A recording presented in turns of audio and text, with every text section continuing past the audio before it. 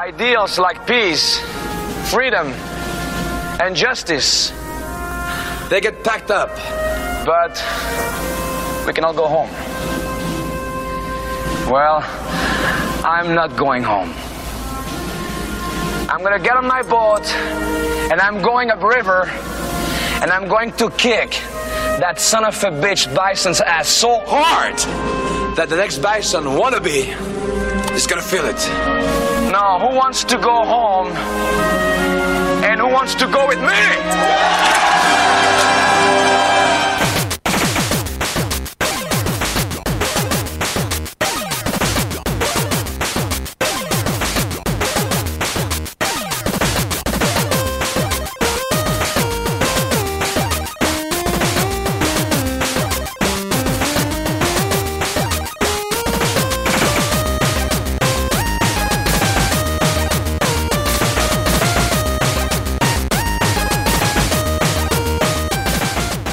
Welcome to the Rated G for Gamers podcast, episode 213. Before we start the show, we want to thank all of our wonderful fans who have supported us. And if you want to show support for Rated G, you can find us on Patreon at patreon.com/RatedG4Gamers. You can also find us on YouTube, Instagram, Twitter, and Facebook at Rated G for Gamers.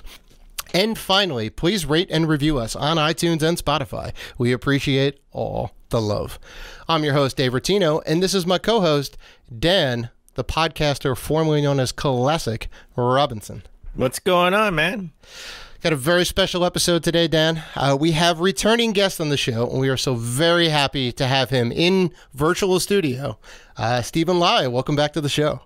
Thanks for having me. I've been in hibernation since I was last here in 2016, but I'm happy to be reawakened for episode 213. Yeah, you picked some episode to wake up. I mean, now we're in a zombie apocalypse. It's over, man. It's over. The world's I've realized the world needs me in this entire time. So how you holding up with this whole situation that's going down? I guess that's the best way we can describe it. Yeah. Do you have enough toilet paper? I mean, that's the question. The people really want to know. It's going to become currency. So I tend to order things in bulk when they're on sale, just regularly. And I happened, coincidentally, to order so much toilet paper right before this all hit. Nice. It arrived in a box that both me and my partner could have fit in at the same time. For a time, we used it actually as living room furniture, as a second table. So we're fine. In fact, we are the prime target for any looters that need toilet paper. Oh, boy. I was telling Dave that a couple of weeks ago. I said, I have so much toilet paper. We used it as a table. And my cousin came over because my cousin does like Uber groceries or something along those lines. I don't even know what the app is called, but there is an app where you can have them go grocery shopping for you. And, he picked me up a few things. He came over and he's like, "Do you need any toilet paper?" And I was just like, "Dude, look right there." And it was like, "Oh, wow, you turned it into a table." I was like, "Yeah, see, we have so much toilet paper. I mean, I'm ready. It's just like jail and cigarettes. I have it. I'm ready to use it as currency. If anybody has any bleach, I'll trade you 5 rolls." Oh, I just ran out of bleach, Dan. It's a bad situation. Had to go and clean my tub, Now it's all gone.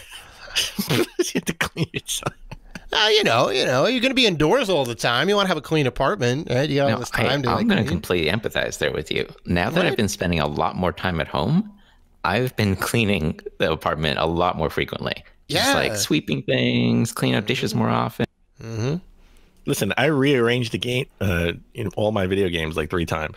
Yeah, same. I ended up posting some up to Instagram, ended up making some more room for that and washing the windows and all that. Like, I barely do that.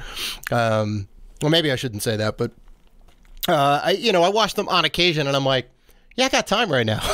I'm not doing anything this weekend. Like, I'm just sitting there playing video games, making food, and cleaning the house. So yeah, I've definitely been trying to set up more kind of remote game nights.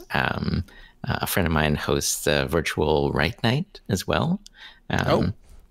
So we're finding ways to kind of fill the time. Mm-hmm. Nice. Yeah, we've done a couple Jackbox streaming type situations. someone will kind of be the host and stream the game out, and then we'll all log in with our phones, and we'll all kind of be in the voice chat together. So, yeah, I've been a really big fan of Jackbox. I think so many of the party packs work really, really well with tons of groups, whether it's murder trivia games or Drawful. So good. So good.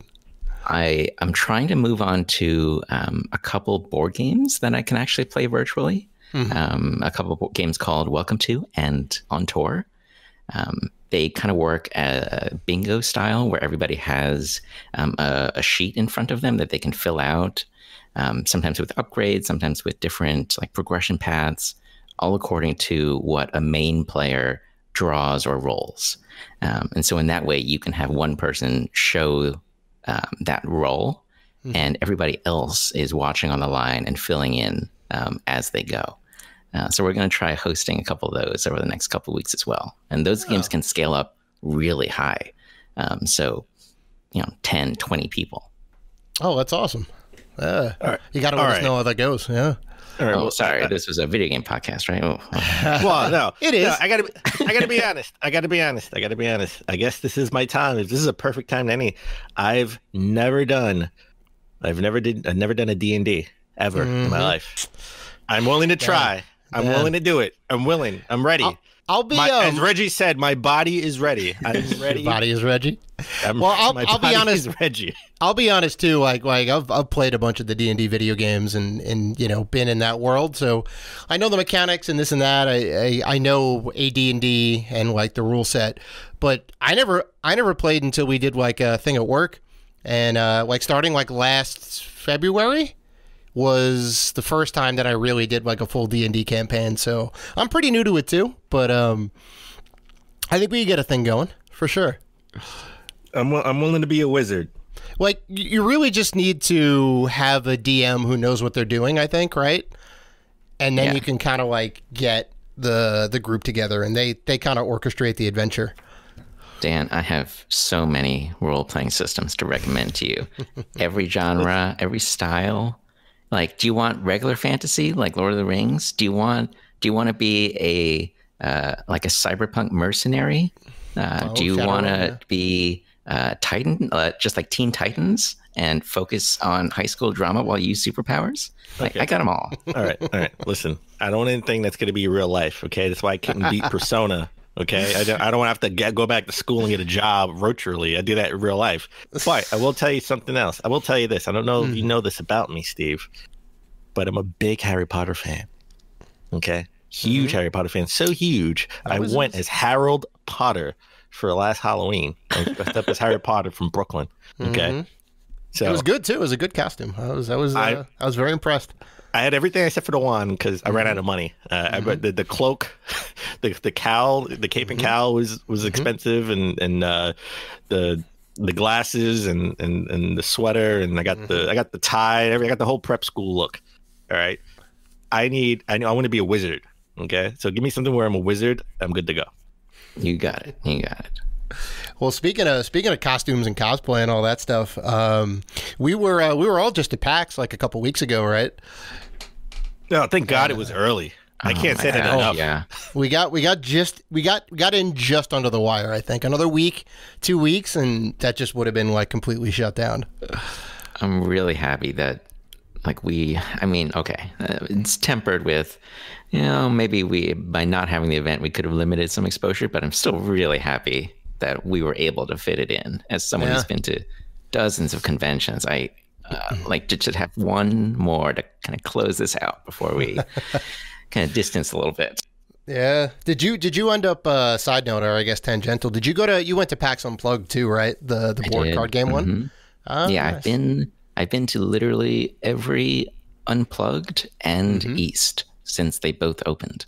Wow. That's fantastic. I've been going since the beginning to East, but I did miss a year or two, I think. And then, Dan was like, well, I've never been. We should go. I'm like, all right, we're going. And then we started going for Rated G back in 2016, I think, was our first year going. So Yeah, 2016. Wow. Okay. It's been a long time. Yeah. Wow. And like surprisingly, like I still think, even though like Sony wasn't there, and I think part of Square Enix wasn't there, a lot of people still showed up to like come through, right? Oh, totally. The place is packed. I mean, Thursday was actually like a really good day for skipping some of the lines, because the lines would be maybe half as intense. So the Animal Crossing wait was 1 hour instead of 2 and permanently capped. But Friday, Saturday, Sunday were just mobbed, as always. Yeah, no, Saturday's the worst, Friday's bad. Thursday definitely is like the day, because they never sell out. And well, Sunday you kind of have a rain. Sunday really sells out too, right? Sunday, yeah, but it is. The first time we closed, like we actually were there till the whole Sunday because we left on Monday. That's right. Yeah, I got to catch the Omegathon again finally, which was kind of fun. While you were doing that, I got to see Xavier Woods from WWE on the show floor as they were closing, and we were all like doing a beeline for the escalators. Yeah, I'm actually a big fan of the Omegathon. There's just like a lot of energy and hype to it. Yeah, and you never know. Like it's just fun to see what the final game is going to be. They did. It's the space simulator one, I think, where everyone's sitting around a control deck, and you have to do all these like weird things to like. It was the space team. Space Team, yeah. It's like wild. It's very much a cooperative game, and you do all these weird things like, you know, turn the defibrillator to 5 or whatever, or like make this thing green or whatever it is, and it seems ridiculous, but you know, it just keeps like amping up higher and higher, and then like aliens are attacking your ship, and you have to maintain. It was insane. It was insane. Speaking as an Omeganaut at PAX West. The competitors just get really hyped up for these games too. Like they put in a lot of practice. I certainly did. And there's a lot of speculation about what that final game will be. All right. You made it to the semifinals, is that right? I made it to the semifinals playing, I think we started with, oh man, so I'm blanking now. We played Scattergories. We played Mario Kart on the Switch. I think WrestleMania was in there too, right? WrestleMania 2000. Robo Recall, and then the semifinals, was WrestleMania 2000 on an actual N64 with 2 wrestling commentators. Nice. With our match. That's a nice touch. Nice touch. Dave, if you were competing in this Omegathon, what were your games that you think that you would need to play so you can make it to the finals and win? I mean, it's really tough. So, I mean, you know what the first 3 games are. You never know what the final game is. So give me your 4 games. What 4 games would you? Definitely Mario Kart on the Switch, because you're a beast at that. I give you that. I'm pretty good at that. I mean, Tetris has to be in the mix. You got to have Tetris, and you got to have Dr. Mario. If I could be allowed to puzzle games, yes, I'll allow it. I'm good at those games. Mario Kart would be in there, and maybe like Final Fight on the Super Nintendo, maybe. I was gonna add walking simulator. I was gonna say Death Stranding. Whoever can make it to the hill fastest wins. Oh my God, no, that game is stressful enough as it is. It's like, we'll give you a multiplier based on how much you're carrying on your back. Yes. Yes. Oh my God, right. Yes. If you fall once, you're done. Yeah. I could see something like that going down.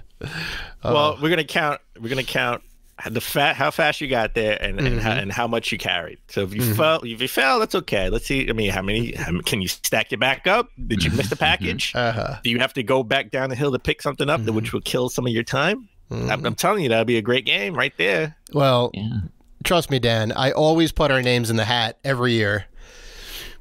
We have yet to be picked, though. Seriously? No, really? You do? Yeah, always. You need to tell me? Because we never get picked. It doesn't matter.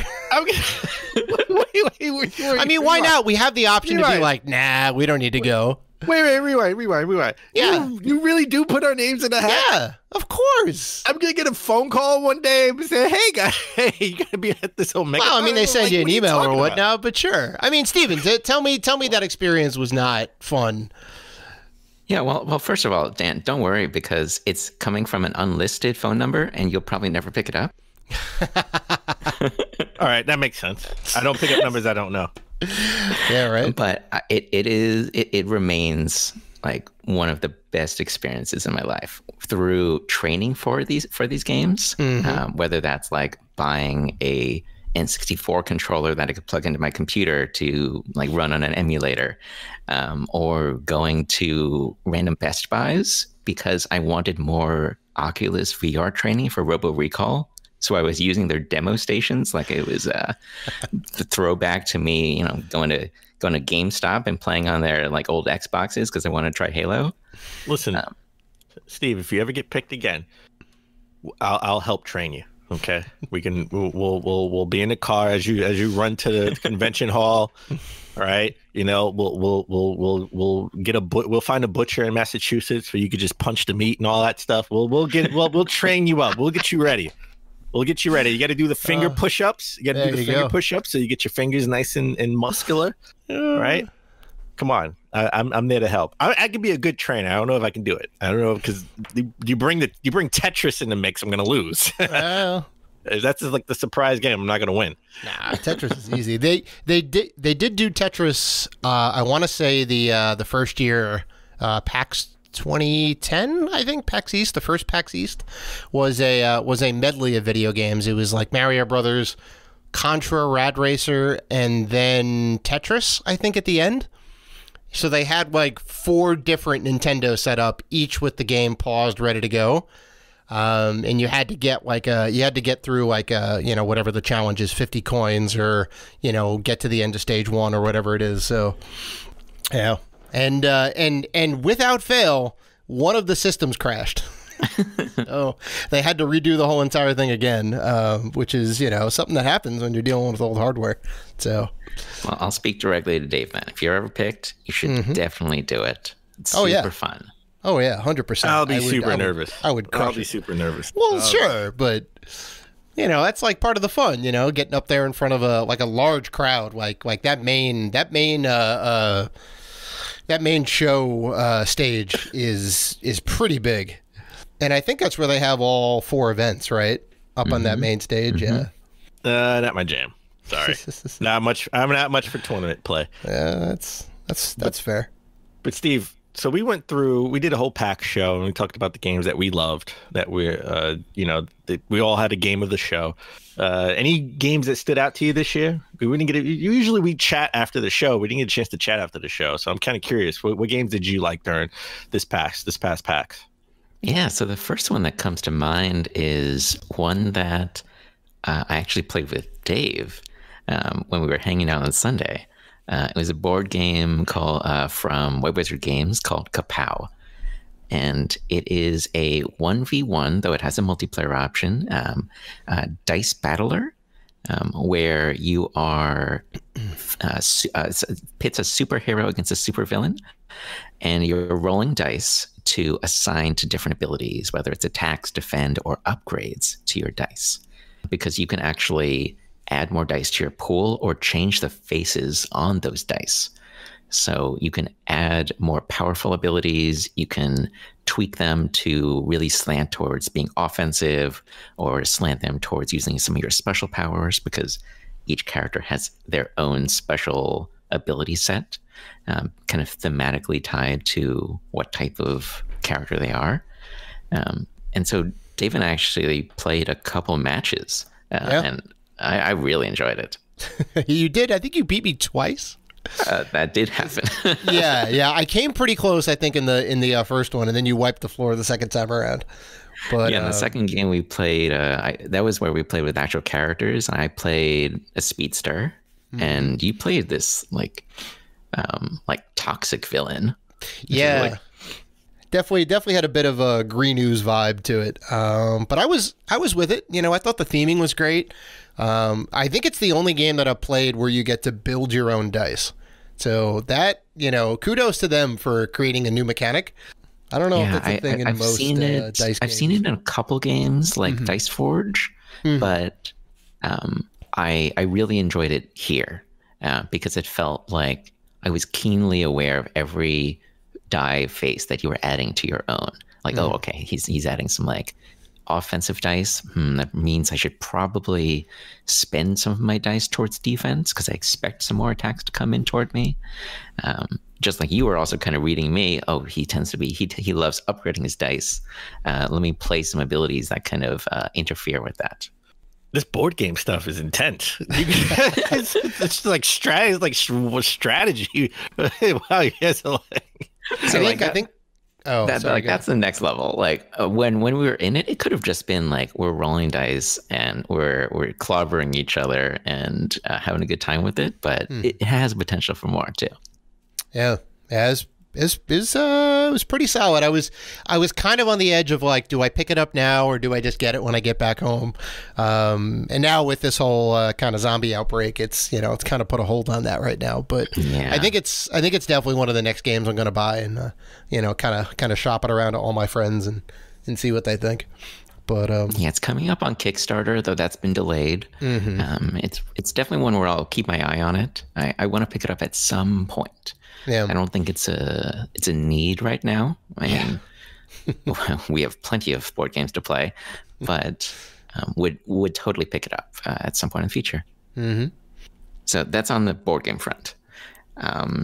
As for video games, the highlights for me were probably Ghost Runner, which you've already talked about.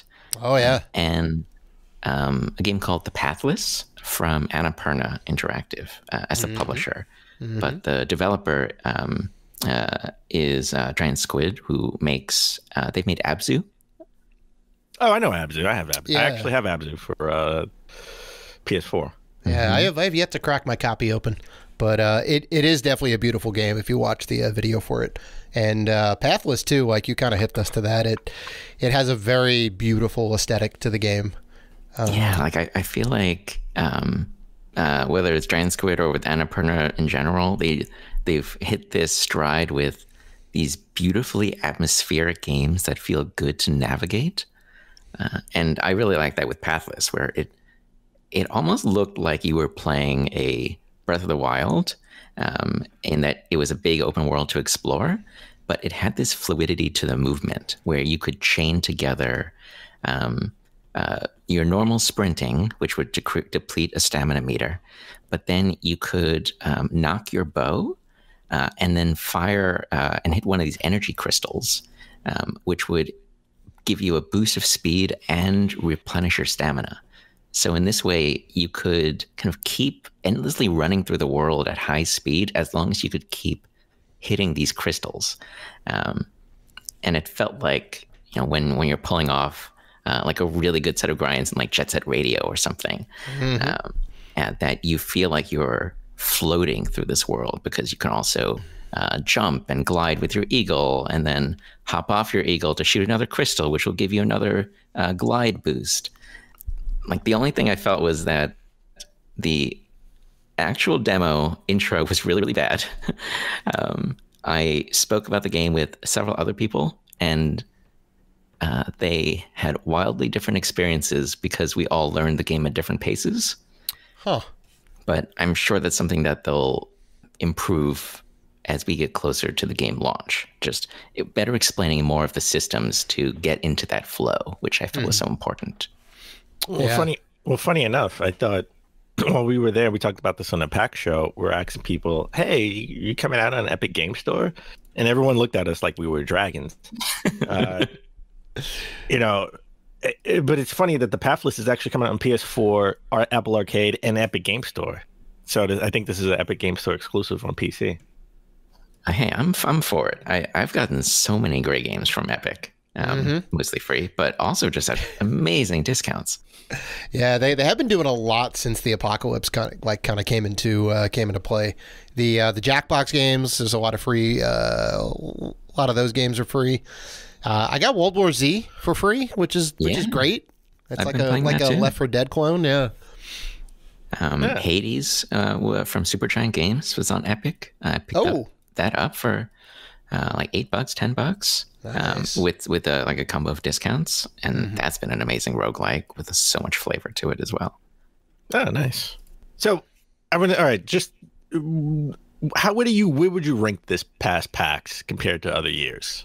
I thought this PAX was it was okay. I think 2 years ago was like the best PAX for me, 2017, and I thought 2018 was no. You know what? I thought 2018 was good, and 2019 was just as good, right there neck and neck. 2020, it was okay. We didn't get any big blockbuster games. The indie games to me were kind of all the same, all similar style, similar type of games. So I didn't think it was bad by any means, but I didn't think it was great like 2018 or 2019. What did you think? That's an interesting question. I think maybe just from a pure what games were available standpoint, and how big were the presentations, it's definitely just middle of the pack. But I think personally, this PAX, I had so many things line up so well for me. Like I mentioned on Thursday, I was able to take advantage of a lot of shorter lines. And so I was able to, get into a Nintendo line when it was half of what it was before. I was able to participate in a speed run challenge for a game called Evergate, where if you could beat their demo in under 5 minutes, you would win a copy of the game. And that line exploded on future days, but I was able to get in a lot of runs early on Thursday before there was a line. I won a Galaxy Trucker contest to win a collection of their board games. So in terms of my personal experience, this was, I think, one of the best because I got to try a lot of really, really good indie games. I got to be efficient with a lot of those lines on Thursday, and I got to hang out with you all. Oh, and we actually got some games together. Yeah. I think the social aspect. I don't want to go ahead and speak for Dan, but I think the social aspect was pretty high. We got a lot of FaceTime with a bunch of people, which is great because it's a nightmare in there, right? There's a million different things going on and a million different times, and everyone's kind of running around like a headless chicken. And the fact that we were able to do a lot of stuff where the game selection may not have been the best as it was in previous years. I think I kind of agree with you, Dan. It wasn't the best showing games wise overall. Yeah, but I like catching on to that where maybe the quantity was kind of fewer, maybe the overall quality was not as high, but I was able to devote my time toward a couple things that really I got a lot out of. Yeah. Okay. All right. Well, hopefully all of this can clear up and we can actually have PAX 2021. I'm crossing my fingers. Yeah. Seriously. I mean, I know we're talking far future, but who knows? No, and we'll talk about other gaming events happening later in the year, later in the show. But I don't think we got an announcement for PAX West, right? Just yet. We don't know if that's still happening or on hold as of right now. I mean, it's so far in the future because it's at the end of August, beginning of September. Yep. Right. So hopefully hopefully all this is cleared up and we get to go, people. I was even thinking about going to PAX West. I even told you that. I said, you know what? Yeah. I may even want to go to PAX West for the first time. We'll see. Well, you know what? I may go with you, Dan, because the trip I was supposed to take in about a week is obviously not happening now. So, yep. So we'll wait and see. We'll wait and see. As a side note, I just want to bring up, last week we talked about the whole big thing with having Super Mario All-Stars 2, maybe, right? Everyone, the internet exploded the last episode because everyone was talking about, we may get a sort of a remaster of Super Mario 64, Mario Sunshine, and Galaxy, right? Just as a side note to that, there was also a talk about the Super Mario manga. Now, they had a Super Mario manga since '91, right? And it's only been in Japan only. No English versions available. But there's going to be the best of manga available, in English for the US when the Super Mario All-Stars 2 quote comes out. We'll see. Worst kept secret, right? I don't even know what a manga is, to be honest with you. I always thought it was the Japanese comic book, right? Maybe you guys can explain it to me. That's basically it. I'm super psyched to have this too, especially if Super Mario, if it comes out at the same time as Mario All Stars, right? Yeah. 2, right? I think one of the only big differences, and Steven, tell me if I'm wrong on this, but they're typically mostly black and white, like pen and ink. Yes, that's true.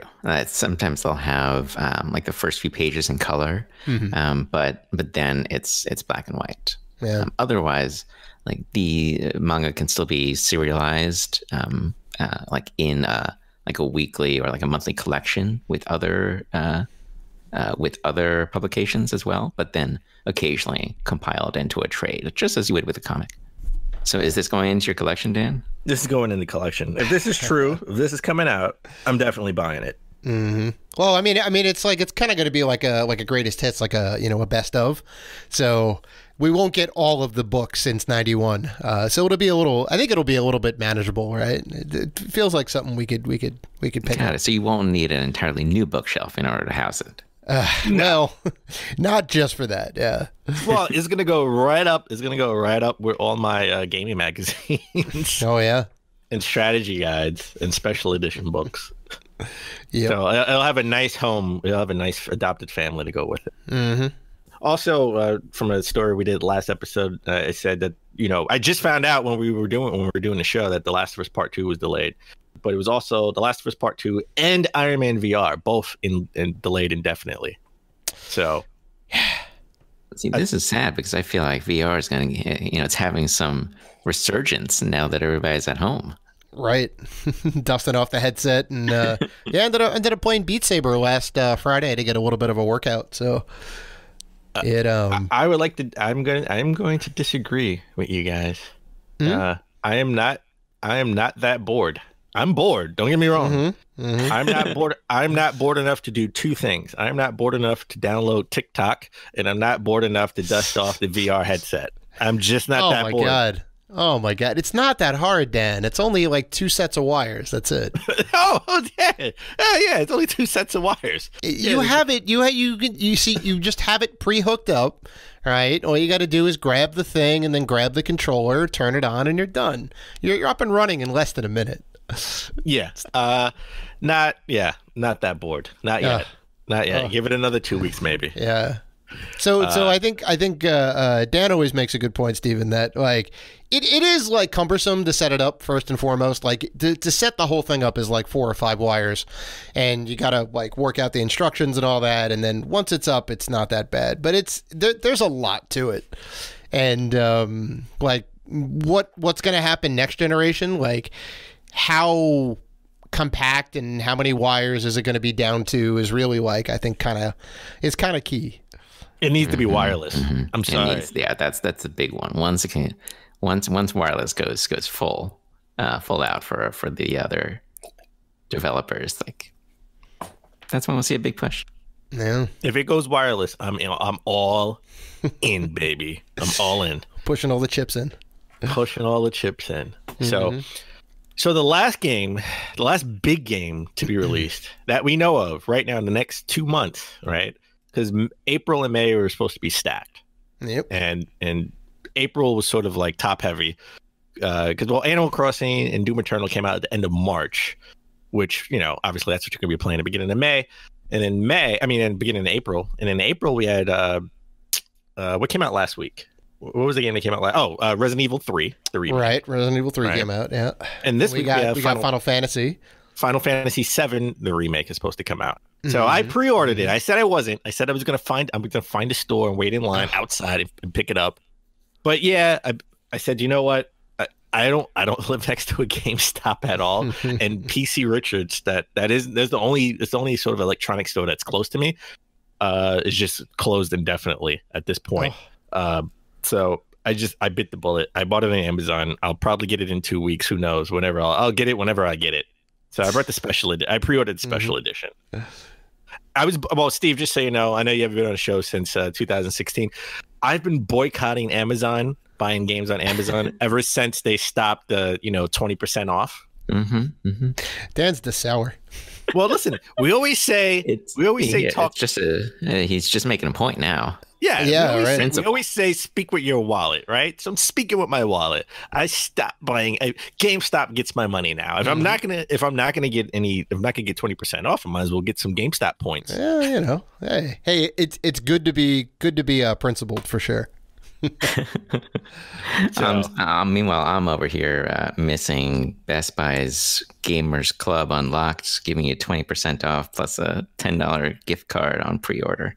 Oh, they stopped that. I thought those are the days. Yeah. They did. Yeah, we talked about that. It was a good time. See, well, you know what? If they still had it, I would buy games from Best Buy instead. Yeah, right. But I need something in return, so that's why I buy it from GameStop. All right. Did you? I just don't trust GameStop to ship me the game in time. That's why I don't buy it online. Oh, fair. Did you get a chance to play the Final Fantasy VII demo? Steve? I actually did not. The lines were always intense, and at PAX, and I just haven't gotten around to it at home. Oh, you got to! It's amazing. I mean, I'm sure you've seen all of the footage and coverage and whatever of but it. I have, yeah. It's insanely good. Steve, fun fact: the only Final Fantasy game I've ever played before 15 was Final Fantasy VII. Yep. I've been trying to get this guy into it for the longest, and okay. Finally, now I think skipped over 7, and I actually started at 9, and then it just got hard for me to go to earlier ones because I was at 9. Then once you hit 10 and you had full voiceovers, it was just it's a different experience for me. You kind of get used to the new features and the graphics and the sound and all that. Yeah. 9 I thought was great except for the ending. The ending was bananas. I found like a lot of these definitely tend to like ramp up, and just like kind of in the same way 10 can. It seems like it has a regular story at first, and then it just kind of goes off a cliff. Oh, the twist was great. I was all in.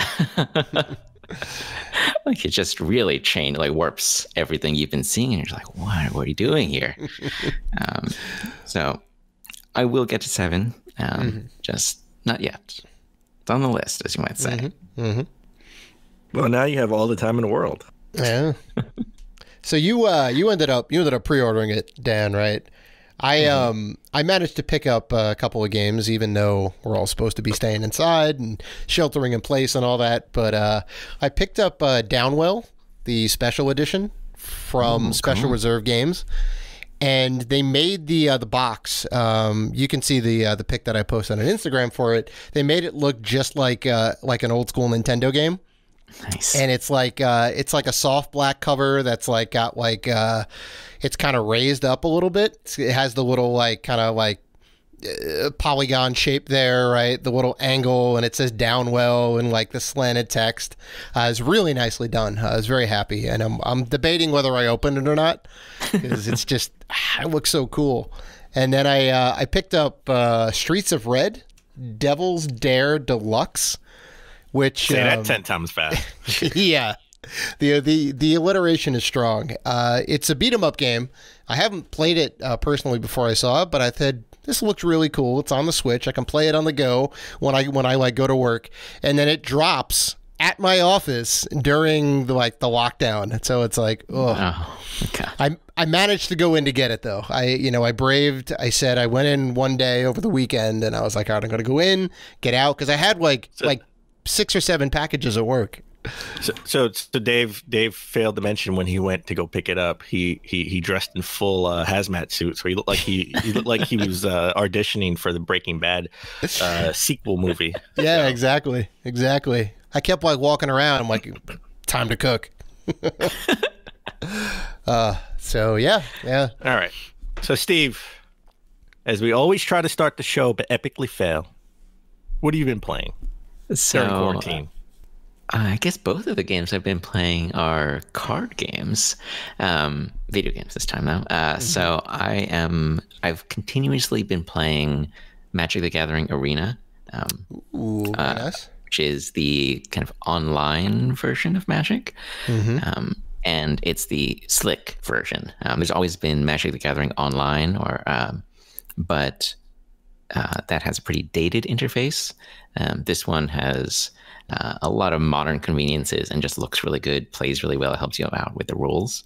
And it has a free-to-play-ish model that I've been able to basically not pay any money for, but still play the kind of premium formats because I really enjoy Draft. So I've been playing that and Slay the Spire, which I've been like in and out of, but am now back into really hard. One of Dave's favorite games. Yeah, I was playing it pretty hard come like January, February. When I Did you nominate that for Game of the Year? I think I did. Yeah, I think I did. I was very enamored with it. It has a great mechanic system. I would totally nominate it for Game of the Year, especially as they've just had significant content updates for it. Yeah, I heard there was new characters. I heard that. I have to get back into it and download the update.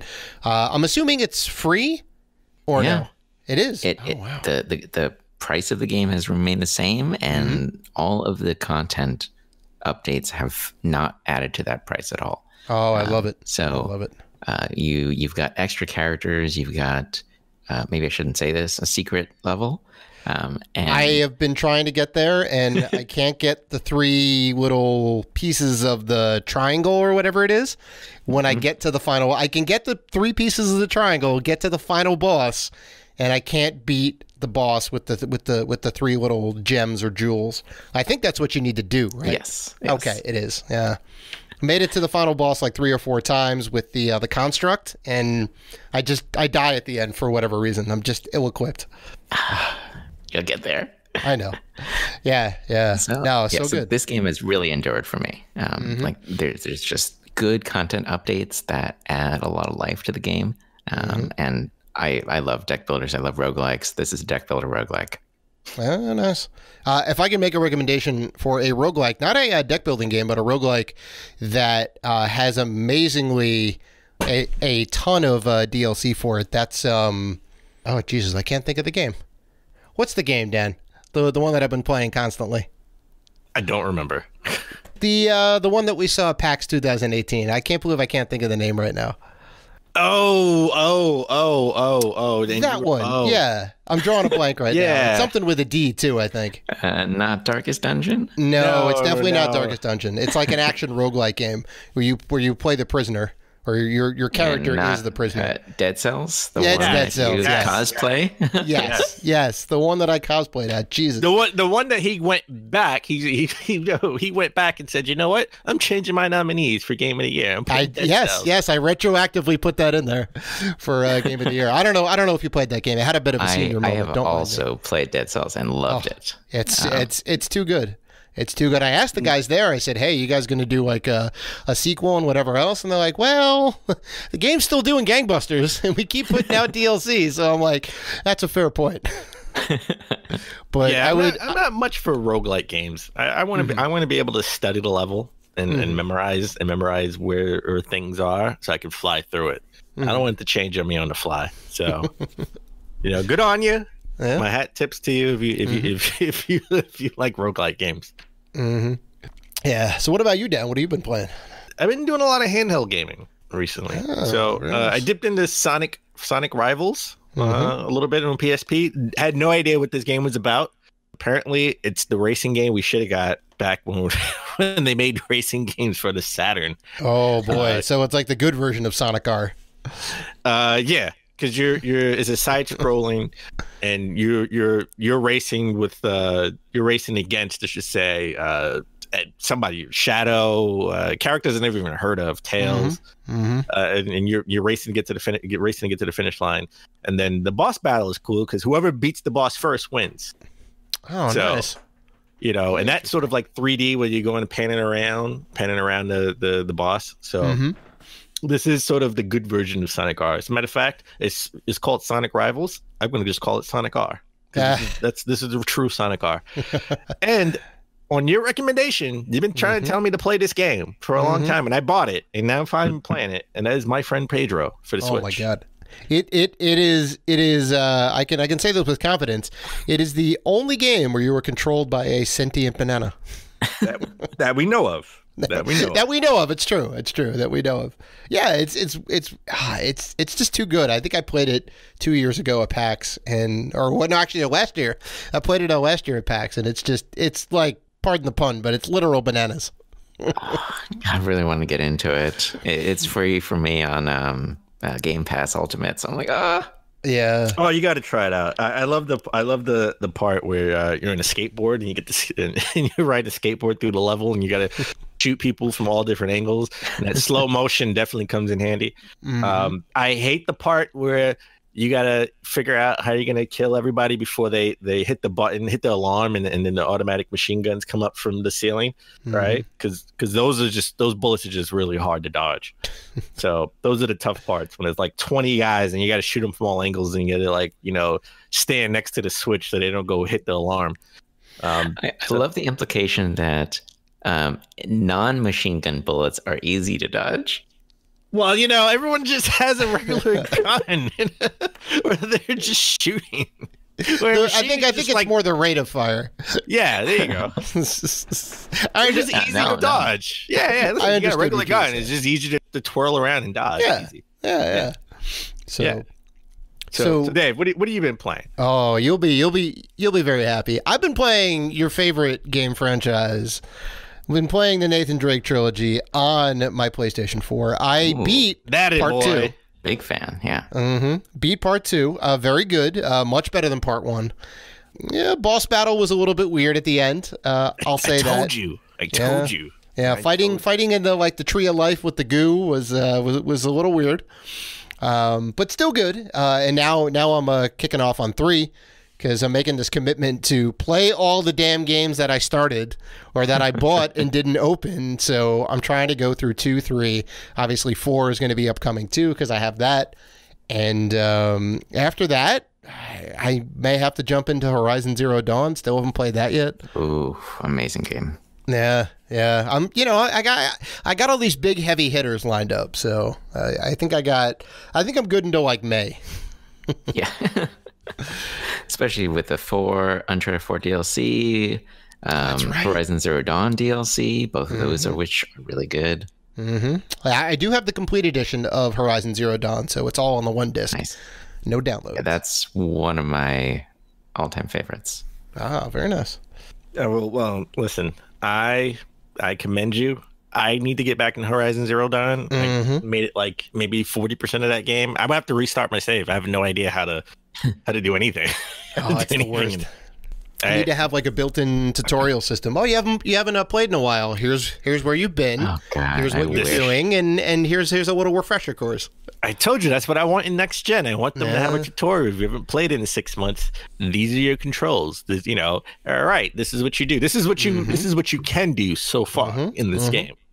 Yep. Right. They had that in Dragon Quest 11 at least, would give you like a recap of what you just did and what you were started to do. And I'm like, oh, that's fantastic. And I was like never lost on where to go. I was like, oh yeah, I was going to this area. I was like, boom. Nice. Yeah. Oh, Dan, you mentioning my friend Pedro on Switch did remind me, I'm also playing Animal Crossing on the Switch. Nice. Which has been a nice therapeutic chill game where I don't need to spend a lot of time into, though I obviously could. I took a break. Again, not much into decorating. My house is a mess, or my tent is a mess. And, I picked up all the weeds. I cleaned my island. I cleaned it of weeds. And I just stacked all the weeds by my tent. But I will say, I want to get back because I want to get into the Easter spirit, right? And I want to get that download, the DLC, so I can decorate everything with eggs and stuff before April 12th. Yeah, we've been playing a lot of it, and the eggs are overwhelming. Okay, all right. The eggs are everywhere, so you will not miss it. All right. Well, I want to be able to do it before you won't be able to do it anymore. Oh yeah, I want to try it. You got a week. So, get in there. Well, actually, no. I got a couple of days. They did say the 12th, right? I think the 12th was where the I think that's anymore. That's past Easter. So I got Sunday, a couple more days. Just Easter Sunday.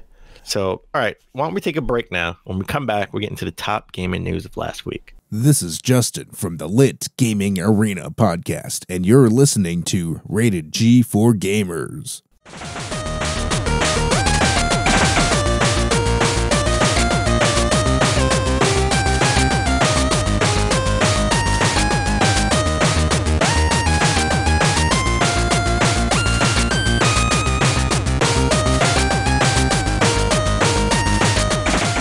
And we're back. All right, let's get into the top gaming news of last week. We have to talk about E3, or what would have been E3 2020. E3 was canceled like a month ago officially. It took them a while, but they finally canceled it. And they were talking about doing sort of like a digital event, right? Like, hey, listen, E3 is still happening. We're gonna do it. We're gonna do a digital event. But apparently that's not happening either. Because all the pitches that the ESA has been pitching to publishers have been rejected, and the last pitch that was made like a week ago had something to do with Good Morning America, which is kind of weird. Like, obviously, it was like a Twitch stream, IGN, and something to do with Good Morning America. I don't know where Good Morning America comes into play. Didn't know they reported on video games. I was trying to reread that article again and again just to understand how this related to anything. Was there some connection I missed? And I think there is none. Well, Good Morning America is ABC, and ABC is owned by Disney. And Disney is, Disney owns Marvel and Star Wars, and, we have Star Wars games. We have Marvel Avengers games coming out, right? So there's the connection, sort of, if you want to make a connection. So you're saying they have the platform, right? They do have the platform, and IGN actually had a show on Disney XD that didn't last that long. That was sort of like a watered down version of all the old cheesy shows we used to watch when we were younger that had video games, right? I don't think those type of shows work on like network TV. Those are more of like internet shows, like EP Live, right? Like, even he isn't. EP Live for years was on TV in Canada, but now he's not even on TV anymore. He just produces it as an internet show. So, yeah, I mean, if they were on GMA, like, they would be like so wide in their reach that it would just be like milquetoast. I don't think they'd be able to provide any good insight, especially with all those hosts on there, right? I love Robin Roberts, but nah, she doesn't know anything about Fortnite. It's just no. Come on, Michael Strahan could talk about Overwatch. He could talk about Madden, maybe. Talk about Madden 2021 coming to next generation consoles, and I don't know. It's a bit of an odd one. I see what you're saying about the network, but there are other networks. There's Twitch. There's like IGN is a big enough network. They have good streaming capabilities, right? There's YouTube. I mean, there's ways to get it out there, right? Well, I don't want to focus too much on Good Morning America. I think this is more so that publishers are sort of rejecting the idea of working with the ESA to come together, for E3 2020 at least, right? Yeah. Like, everyone is saying, nah, we're good. We could do it on us. We could do it by ourselves.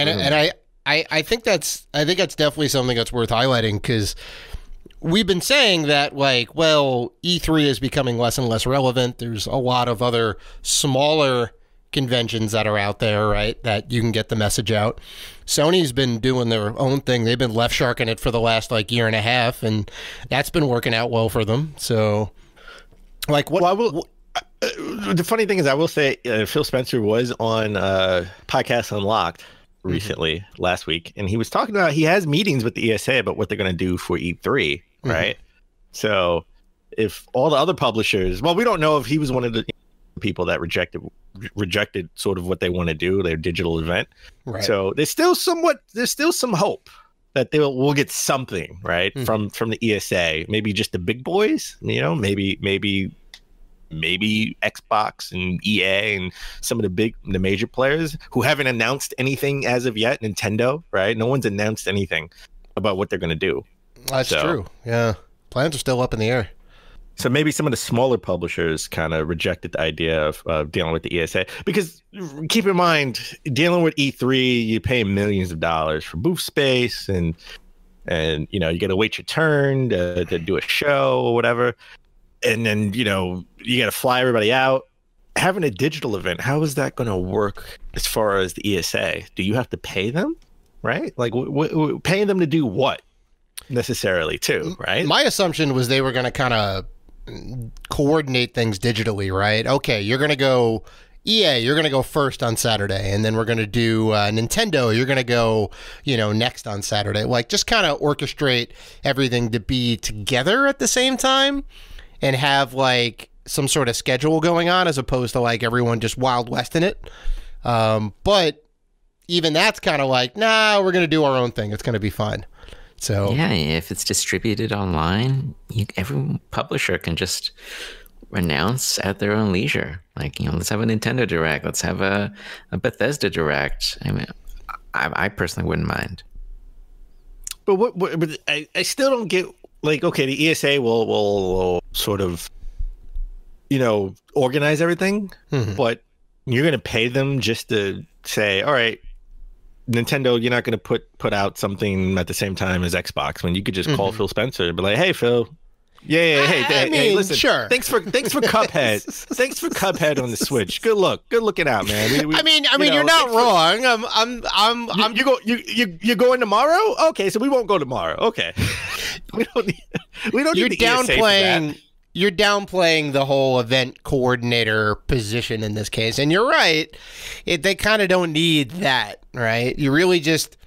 The one thing that could come out is like, Nintendo could say, hey, we want to go Sunday at 1, and Microsoft can say, hey, we want to go Sunday at 1, like internally, and then whoever comes out first out of the gate then has to scramble from there and be like, all right, we have to shift because we're not going to go up against Nintendo. We'll do it Sunday at 4 or whatever it is, right? Yeah, but they can call each other and do that themselves. You're right. Listen, if you're Xbox, right, and if you're Microsoft and you want to put out a full presentation about the new Xbox, right, like full presentation, you're not worried about Devolver Digital, you're not worried about Sega, you're not worried about Square Enix, right? You're worried about like Nintendo.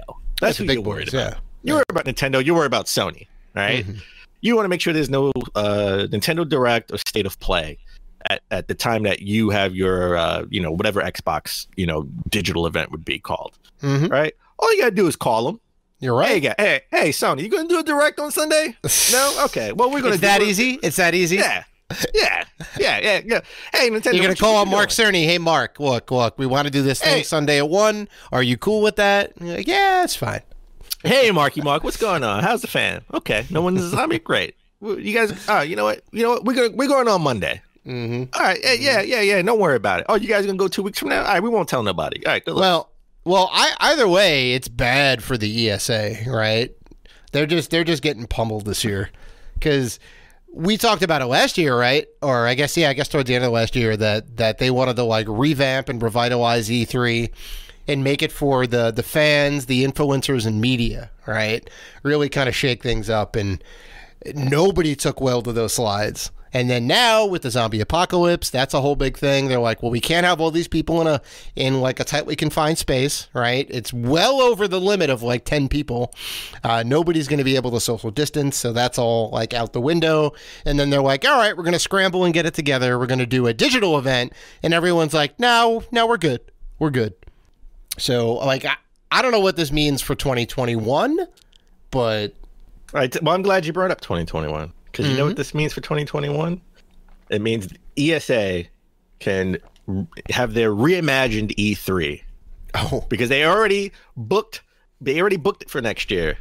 ESA is having E3 2021 June 15th through 17th. Jesus, that's a little cart before the horse, no? Yeah. Like, we haven't even gotten through this one. Well, they're trying to get ahead of it and say, hey guys, we know you rejected our because you don't like our organizing skills, right? We can't you don't think we can organize a digital event, but don't worry, we have our reimagined, new look E3 2021. We'll have people doing magic tricks. Well, the people standing online for 3 hours waiting to play Breath of the Wild 2. So yeah, it just feels like such a weird lack of loss of momentum that they have right now. If even this year, before we figured out what this event is going to look like, they're already like, Don't even worry about this event, though. Even if it sucks, it's going to be reimagined next year. I'm like, this year's just chopped liver? What's going on here? Yeah, they don't care. They don't really have a choice. They don't really have a choice. I don't want to say they don't care. They don't have a choice. Yeah. And again, like I said, they want to get ahead of the curve and say, hey, no, guys, listen, this year we understand everyone's going to do their own thing. Good luck getting your message out there to the fans and making it a big splash. Yeah. Hopefully you guys do well because you need us. We'll be back next year. You know what the ESA should have done? I'm just kind of thinking about this right now. They should have done what GameStop did and got Reggie on the board of the ESA, right? Because Reggie's got good ideas. Reggie is a games guy. Reggie came from, Pizza Hut and some other companies. He revitalized the Nintendo brand when it was a little bit down and a little bit kind of all over the place. Reggie would provide some good insight in this situation and kind of help they're basically treading water at this point. So I don't know. That's true. Actually, that's a good idea. Right?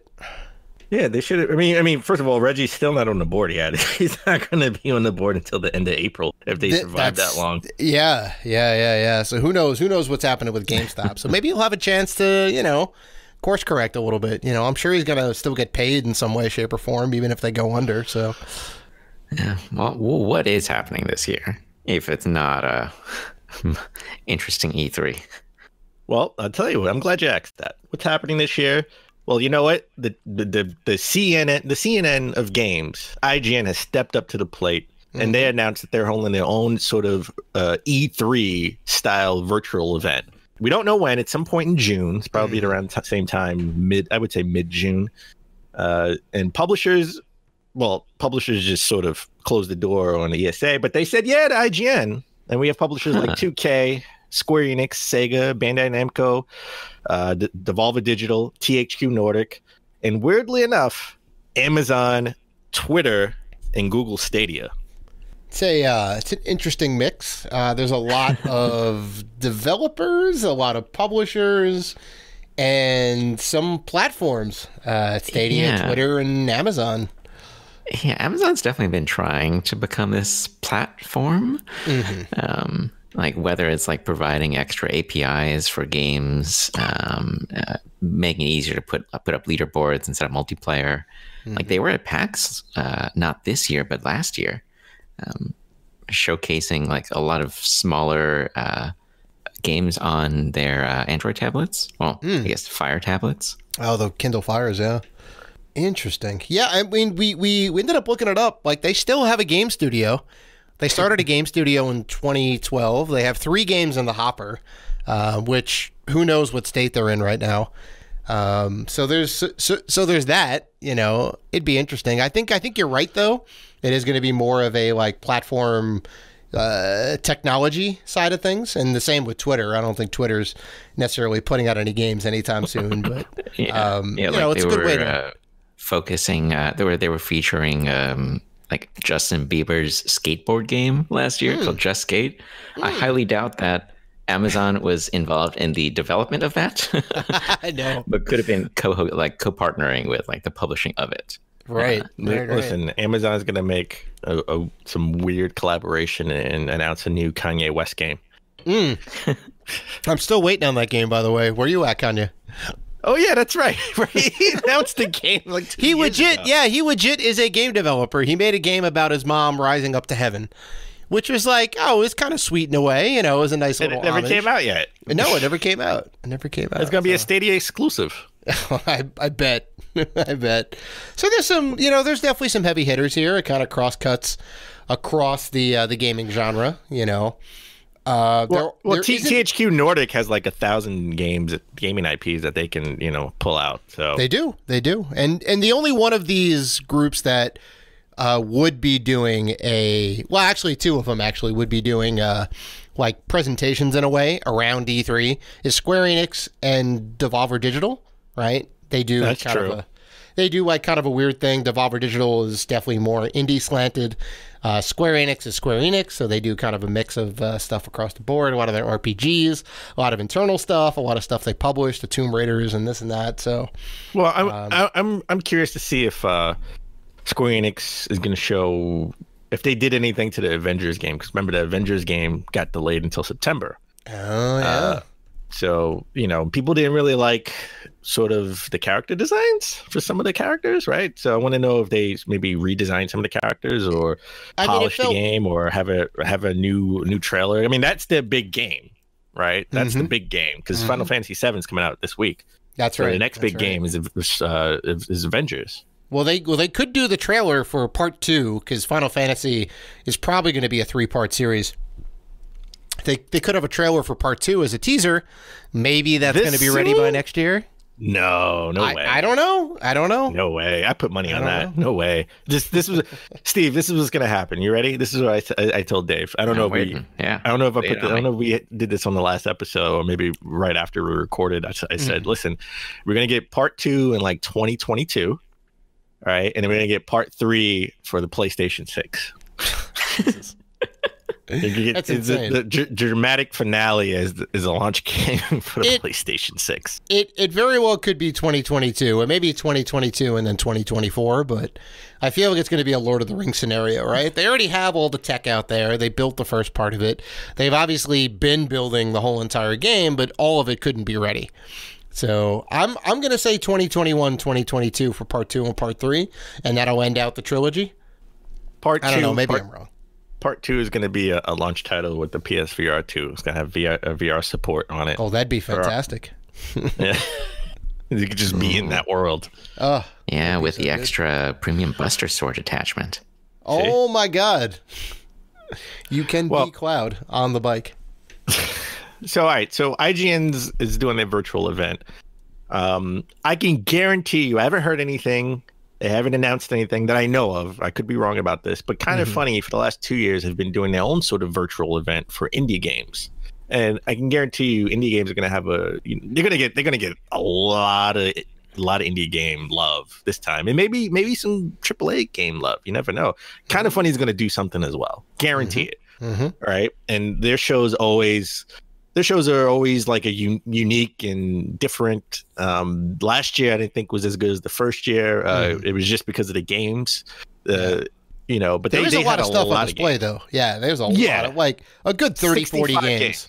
65. No. Yeah, there you go. 65. It was like 60. Yeah. It was 60 plus games. Wow. Yeah. And they're like all indie. They're all interesting, right? They're kind of Funny does a good job of putting all this stuff together. It's not just kind of like, well, here's what we can get. It's like, no, here's the stuff that we think that is going to be good to showcase. And yeah, 65 games. I mean, I'm going to predict that we're going to get a lot of like demos. They're going to put out a lot of demos. I hope they put out a lot of demos. Right. Because there is no play it now component on the show floor. There's no show floor. Yeah, the only thing we're not going to get demos for, obviously, is for next gen games because we don't have the next gen hardware out yet. But yeah, I think we're gonna get a bunch of like demos. Here's the Avengers demo, playable now after the show. That'd be awesome.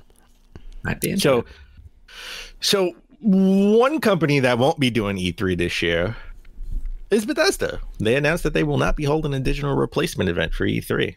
Wow. So no show, no nothing, no. Nothing. They're not going to be a part of IGN's show type of show. And you know what? I am good with that because last year, more of a mobile game show. People weren't too happy, right? Sure.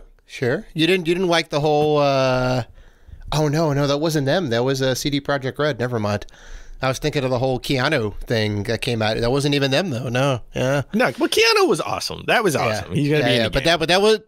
But that wasn't even their show, right? You're right. It was like Elder Scrolls Blades, the little card game thing. I think. Yeah, it wasn't that great last year. It was a little bit not breathtaking. Definitely. No. The first 2 years, right? They announced Fallout 4, and the next time, they talked about Doom. Right. So Wolfenstein was like a big thing, I think, 2 years ago. Yeah. They've gotten progressively worse because they don't really have any major stuff to show. Just a lot of stuff from their, mobile catalog, which I get, right? And they have a lot of DLC packs, which I get, but not enough to make an exciting show to have an auditorium full of people I think if anything, Bethesda should be doing more digital shows if they don't have a Fallout 5, right? If they don't have a new Elder Scrolls game, just DLC.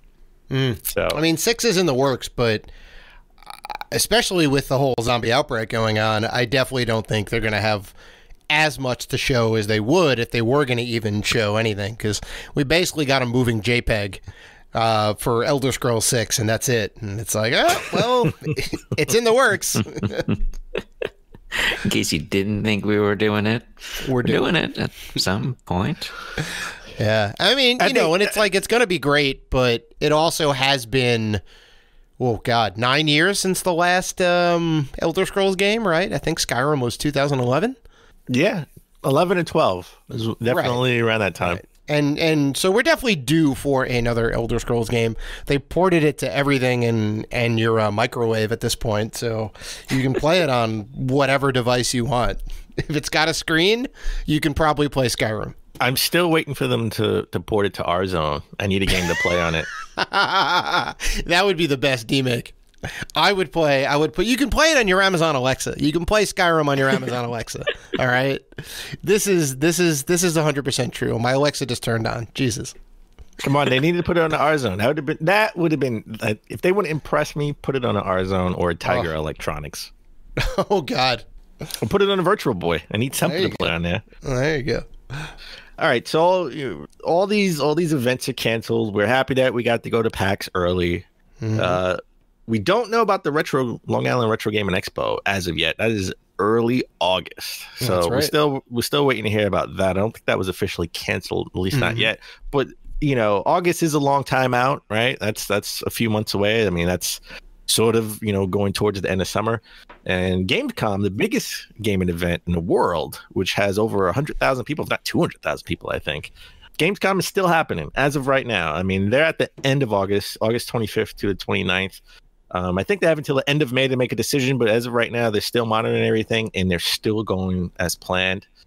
For what it's worth, in America, everyone's talking about still having stadium, arena-style sports, games going on in August, starting in August. I guess we want to get ready for football because, God forbid we have football with no fans in the stadium. It's the biggest sport in America, right? It eclipses everything. It pulls in a bunch of revenue. They may do it without the fans and the stadium component, so they can still get the ad revenue maybe. And all that. Yeah, preseason, I don't think they'll have that. But yeah, but everybody wants to be, get this wrapped up in time for football. Mm-hmm. But I think Gamescom. What do you think the chances Gamescom is going to go on without a hitch? I don't know. It's tough to be anything but I'm pessimistic. But I mean, honestly, that's kind of realistic. And this is also with me with other conventions in kind of that August range. Gen Con, PAX West. That's right. Like, I hope things are fine, but I'm not holding my breath. Right. At least not for something that crowds so many people in and has so many people touching the same controllers. No. Because obviously they would have to make some type of even at PAX. I saw people. After you're done playing, they sprayed it with disinfectant, wiped it down with a hand sanitizer.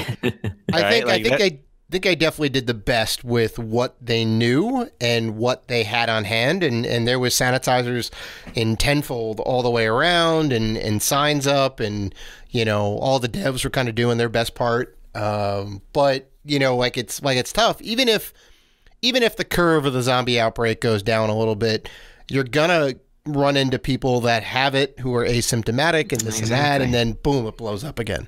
Yeah, and the risk is just always there, kind of like no matter the precautions you can take. So I think that, especially if we're talking about like this huge video game convention, that they may not be able to afford the potential PR risk of an outbreak happening because of something that maybe theoretically is traced back to people that were at Gamescom.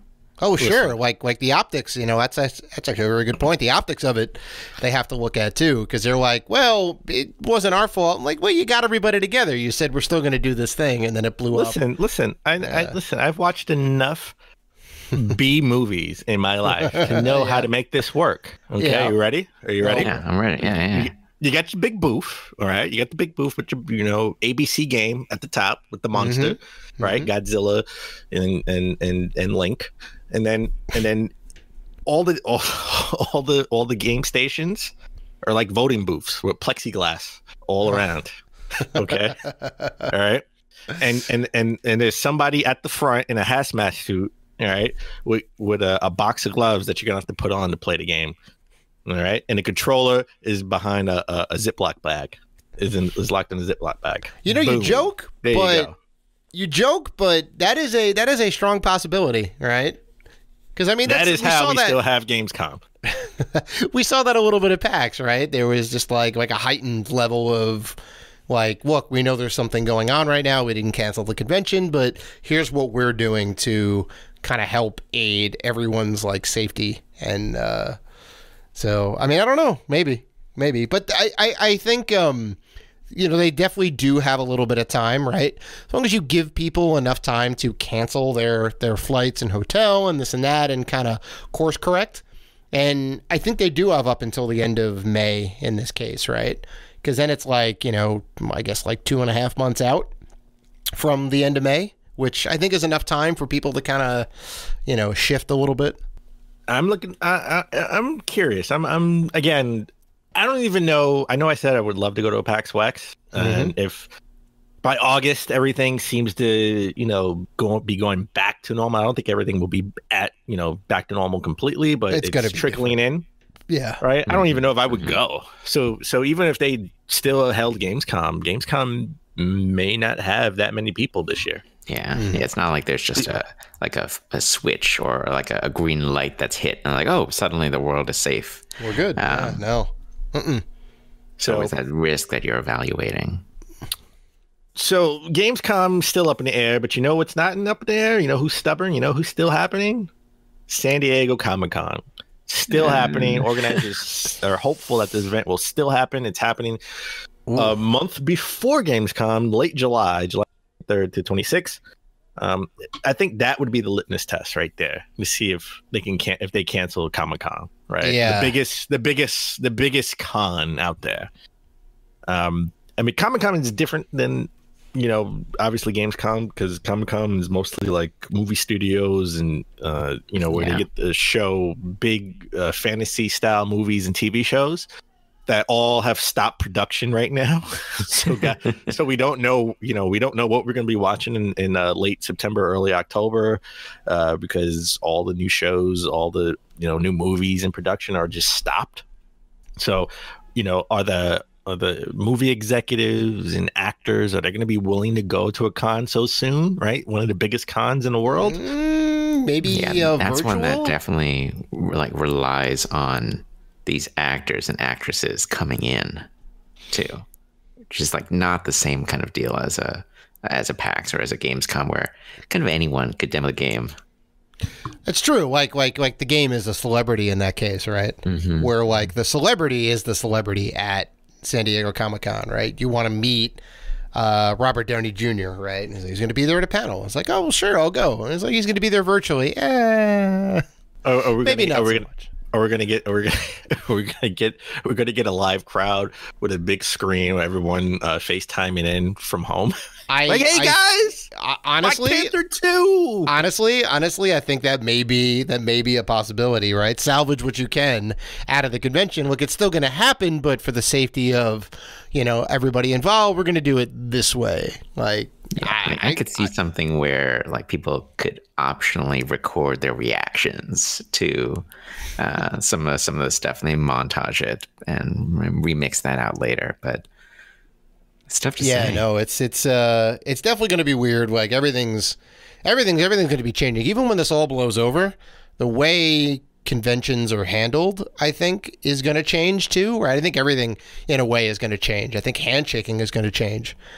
Just from we're all just gonna bow. to each Yeah, other. right? Or, like tap the chest or whatever, or tap the feet. Like I've seen people do some interesting things. Not tapping nothing. Not tapping nothing. Oh, you know what? I'm just going to give a salute. Hey, All right. Steve, what's up? I'm just going to salute you. That's There you it. go. All right. So we don't know.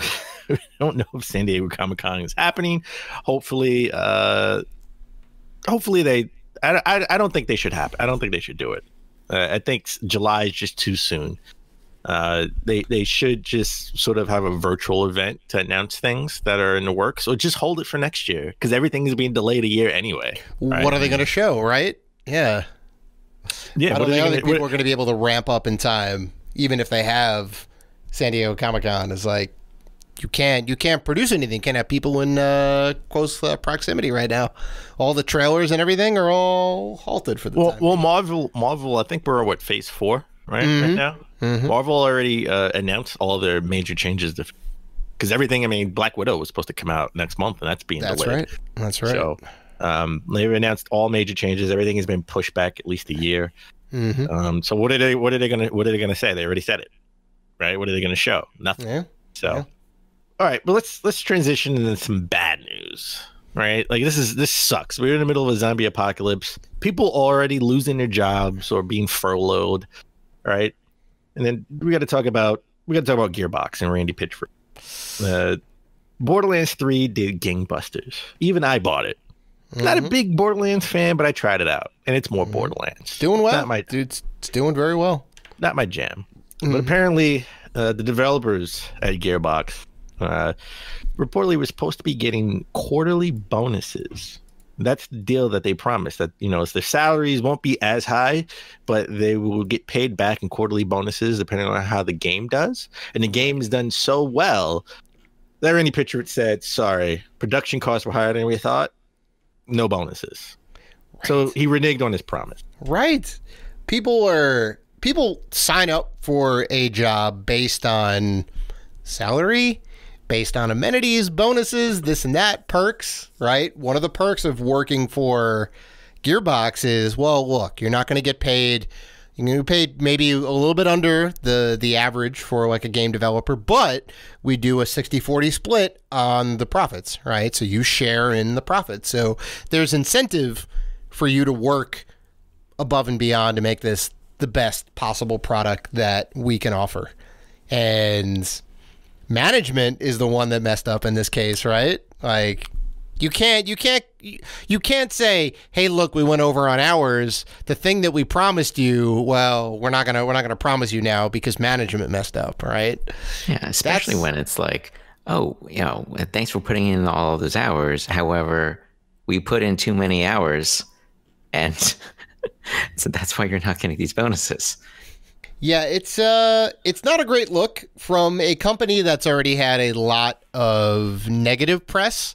One thing in particular I'll note is the launch of the Aliens game, Colonial Marines, was a shit show. It was terrible. They almost tanked that property.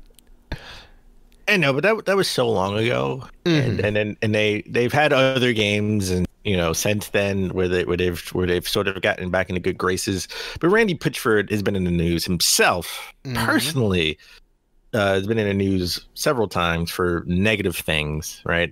We've talked about it throughout the years. I'm not going to rehash any of that stuff. And this isn't a good look for him either, right? No, I can sort of relate to sort of the developers and the deal that they made because I have sort of a similar deal, right? Where I get salary X, but they don't want to pay. The firm doesn't want to pay. People who aren't attorneys X amount of money, right? So how, depending on how our department does, I get quarterly bonuses, right? And if that quarter we didn't do so well or as well as other quarters, we all take a little bit less so we can all get a bonus. Right. Which is I think what Pitchford should have done in that situation, right? I believe at some point in time, in 2016 actually, he took a $12 million bonus in 2016 because they had such a good year, I guess. I wonder what his bonus was. Yeah. He didn't, sorry, Randy, you can't get a bonus. Our production costs were too high. Yeah, right? No, because he runs the fucking company. Like, he's the CEO in that case. Like, that's insane. Like, I feel like the right move to do is say, well, all right, my bonus is going to get hit a little bit, right? And I'll spread that amount among the team. It's like, we didn't have a great year. We went over budget a little bit. You know, the game's doing really well, you know, operating costs and all that. And it's like, well, look, here's what we're going to do in that situation, right? And I think the team would have understood if that was the play in this case, but it doesn't look like that's the play, right? The play is, well, you're not going to get a bonus because we went over budget. Yeah, it's just such a bad will move, and it just throws their salary into just this realm of uncertainty. Well, how much will they get paid? Is it just this base? Will they ever get a bonus again? Like, is this money enough to support their families on? Because they were expecting a certain, like, in a range of a certain amount. Yeah, and I think they said in the article too that based on like previous launches and bonuses and whatnot, some people were able to buy houses with their bonus, right? So you kind of set up expectations in a way. I don't know if that's the right word. Maybe it is, like, it's based on like, well, this is what I've gotten in the past for like working on these games. Like, you kind of think like, well, okay, this bonus is guaranteed, right? It's baked into my contract. And then Pitchford's like, not so much. So yeah, no, bad time all around. All I can say is, well, there goes Borderlands 4. Yeah. Well, speaking of people still not getting paid, let's get to the second most anticipated new console coming out in 2020. And that's the Atari VCS. Oh, not the PS5. The Atari VCS. No. Second only to the Intellivision Amico. Yes. Then the PS5 and then the Xbox. Yes. Oh, I see. There we go. Yeah. Xbox in last place, of course. Yeah, well, you know, nobody cares that the Series X. Uh-huh. No one's anticipating that. Nobody's anticipating. Says the PlayStation fanboy. Okay, noted. No, noted. Not a fanboy. Just a realist. Noted. That's all. Noted. I have to admit, I had no idea what this was. Yeah. Trust me. You're not the only one. That speaks volumes, Steven. That speaks volumes. Well, they made $3 million in Indiegogo GoFundMe, right? To make this thing a couple of years ago, and the guy who created it, the guy who designed it, Rob Wyatt, says he still wasn't paid over $260,000 for creating this, and he's suing Atari to get them paid wages. Oh, terrible. I think he is the reason why the system looks so good. And why even anyone's interested in this damn system. And now they're saying you sorry, we don't have the funds to pay you. It's not good. They got $3 million. Yeah. Ugh. Even if you pay him in installments and say, hey, you know, I mean, I don't know what the contract was, right? Because I mean, that's the big thing too. What kind of deal did he make, right? Right. So I don't know what his contract was. Maybe he was supposed to get paid after launch because they figured they would. That's just bad management too, and that would be a bad contract. I wouldn't even sign that if that's the case. I'd be like, I need at least half up front or after the fundraising goes up. After that's done, I need to get a piece of that right now. I need my half right now, or I'm done. So yeah, it's like, even without getting to the specifics of what did the contract say, okay, he's provided some, but he hasn't provided everything. Rob says that Atari hasn't held up their end of the bargain, and they were responsible for the delays. Like, it's still such a bad look in light of such a high crowdfunding total. Well, that sucks. But you know who else is suing? You know who else sucks? You know who else is suing? That's GameVice. GameVice lost their lawsuit to Nintendo. I don't even know if we mentioned it on the show. I think we did. This company cannot quit. But we definitely talked about the lawsuit over the past 2 years, right? Because they sued Nintendo for patent infringement on the Joy-Cons. They tried to stop the sales of Switches all around the world. Right. And they got, well, at least in the U.S., not around the world. And that they lost. They finally lost. They lost earlier this year. And now they're coming back with another lawsuit against Nintendo for another patent infringement when they're sort of Joy-Con controllers. Listen, unless Nintendo says now we have a peripheral where you can use the Joy-Cons on your phone, I don't think they stand a chance. I was also like, what is Game Vice? Oh, there you go. Like, we wouldn't have known about Game Vice unless they put the lawsuit against Nintendo, and they did. Yeah, they're a small little outfit that has little Bluetooth controllers that snap around the phone, similar to how the Joy-Con snap onto the Nintendo Switch. But it's different technology, even though the controllers look somewhat similar. But yeah, no. And I think you said it, Dan. If Nintendo moves into the mobile space and makes Joy-Cons that are compatible with your mobile phone, then sure. Then you have some case. I can only imagine what the new lawsuit is like. But you know what? They're not going to win because I lost the first one. There's no way. I know, but I mean, listen, these patent lawsuits are very complicated. I don't know much about it because this is a different type of law. It's a different beast than any other type of law there is. That's why they have their own bar exam for people who want to be patent attorneys. It could be, hey, just the way they structure their buttons is the same way we structured our buttons. Oh, we're suing. Like, they didn't in this new lawsuit, it doesn't outline what specific part of the patent that they're suing about, right? So it could be something as simple as, hey, we have triggers and you have buttons and the buttons layout is the same way. I don't know. But I mean, they had the balls on these guys to go back to court. I mean, do they feel passionate about Nintendo really stealing their design, or are they just really looking for a settlement? They're looking for some money. They're trying to get a payday. They're just trying to get in, get out, honestly, because you're not going to win. Nintendo's got much more funds than your company. Well, Nintendo has definitely settled on other cases in the past, but they went in and fought this. So I guess Nintendo really, listen, Nintendo believed that they didn't have a case, and obviously they didn't because they won. But this is crazy. They had the balls in them to go back, especially in the middle of all of the zombie apocalypse, to go back in court to sue over a Joy-Con patent. Yep, this is not your time, Game Vice. You know why? Because they're like, people like Steve should know that we exist. Damn it! Why doesn't he know we exist? We did this first. Funny enough, I thought this was an April Fool's joke, but it wasn't. It was real. It was real. But there were several April Fool jokes. I listened. I gotta say, it was one of my favorite times of year because I love to see what game news comes out that people think is April Fool's joke, but it's real. Oh, like the Far Cry Blood Dragon? Yeah. Oh, yeah. And news that comes out that people think is real, that's really fake. I've definitely been gotten once or twice, I'll admit. So I would say my favorite one is God of War Part 2. They put out God of War Part 2 to be live streamed on a PlayStation blog, an official trailer.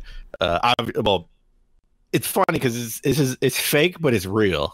It's coming. We know it's coming, right? We know it's coming. Exclusive for the PS5. Yes, we know it'd be exclusive for PS5, but this is not something that you just live stream on PlayStation blog. You put this in a direct, or you have this live in front of a crowd where people will go crazy. All right. So as soon as I saw it, I knew it was fake, but it was one that I was just like, it will be real soon.